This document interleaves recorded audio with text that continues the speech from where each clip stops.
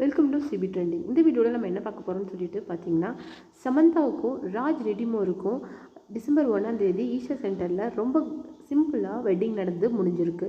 அவங்க போன வருஷம் நாக சைத்தன்யா மற்றும் ஷோபிதாவுக்கு மேரேஜ் ஆனப்போ சமந்தா மேம் கிட்ட எல்லாரும் கேட்ட கேள்வி என்னன்னு சொல்லிட்டு பார்த்தீங்கன்னா, உங்கள் மேரேஜ் எப்போ அப்படின்னு சொல்லிட்டு தான்.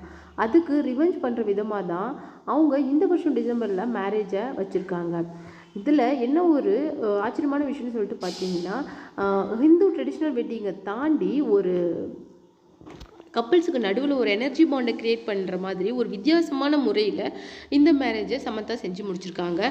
ஈவன் இந்த மேரேஜை பற்றின எந்த கொஷின்ஸ்க்கும் ஆன்சர் பண்ணாமல் நாக சைத்தன்யா ஃபேமிலி மொத்தமாக ஃபாரின் ட்ரிப்புக்கு போயிருக்காங்க.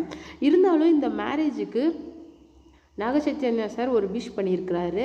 அது மட்டும் இல்லாமல் ஷோபிதா மேம் என்ன ட்விட் பண்ணியிருக்காங்கன்னு சொல்லிட்டு பார்த்தீங்கன்னா, எல்லாருமே இதுக்கு மேலே லைஃப்பை பீஸ்ஃபுல்லாக இதுக்கு மேலே வாழணும் அப்படின்னு சொல்லியிருக்காங்க. நீங்கள் விஷ் பண்ணலைனாலும் பரவாயில்ல, நீங்கள் ஏன் இந்த மாதிரி சொல்லியிருக்கீங்க அப்படின்னு சொல்லிட்டு அவங்கள ஃபேன்ஸ் கேட்டுட்டு வராங்க.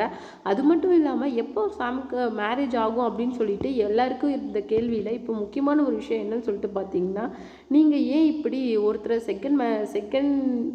செகண்ட் ஒய்ஃபாக போயிட்டீங்க அப்படின்னு சொல்லிட்டு தான். ஏன்னா ஏற்கனவே ராஜ் ரெடிமோருக்கு ஷாம்லி டே அப்படிங்கிறவங்க கூட 2014 மேரேஜ் ஆகி அவருக்கும் 2022 தான் டிவோர்ஸ் ஆச்சு. அப்போவே டிவோர்ஸ்க்கு முன்னாடியிலேருந்து 2 பேரும் டேட் பண்ணிகிட்டு இருக்காங்க அப்படின்னு சொல்லிட்டு ராஜ் ரெடிமோரோட ஒய்ஃப் ஷாம்லி டே இப்போ சோஷியல் மீடியாவில் நிறைய சொல்லிட்டு இருக்காங்க. அது மட்டும் கிடையாது, நாக சைத்தன்யா கூட ஷோபிதா டேட் பண்ணிகிட்டு இருந்தப்போ இப்போ இந்த சோஷியல் மீடியா என்ன பேசிச்சோ இதையே ஷாமுக்கு பேசலை அப்படின்னு சொல்லிட்டு கேட்டிருக்காங்க.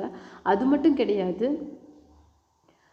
நான் ஷோபிதா பண்ணது தப்புன்னா சமந்தா பண்ணதும் ரொம்ப தப்பு தான். நாங்கள் 2 பேரும் டிவோர்ஸ் பண்ணுறதுக்கு முன்னாடியிலேருந்தே அவங்க 2 பேரும் டேட் பண்ணிட்டு இருக்கிறது எனக்கு நல்லாவே தெரியும் அப்படின்னு சொல்லியிருக்காங்க. அது மட்டும் இல்லாமல் அவங்க ஒரு சைக்கட்ரிஸ்ட். அவங்க என்ன சொல்லியிருக்காங்கன்னா, 2 டிப்ரெஷனில் இருந்த 2 பீப்புள் எடுத்த தவறான முடிவு தான் இந்த வெட்டிங் அப்படின்னு சொல்லியிருக்காங்க. அது மட்டும் கிடையாது, அவங்க வேறு என்ன சொல்லியிருக்காங்கன்னு சொல்லிட்டு பார்த்தீங்கன்னா, தன்னோட இன்ஸ்டாகிராம் பேஜஸில் இருந்து எந்த விதமான ஃபோட்டோஸையும் அவங்க மேரேஜ் ஃபோட்டோஸ் ஆகட்டும், ஆனிவர்சரி ஃபோட்டோஸ் ஆகட்டும் எதையுமே டெலிட் பண்ணல.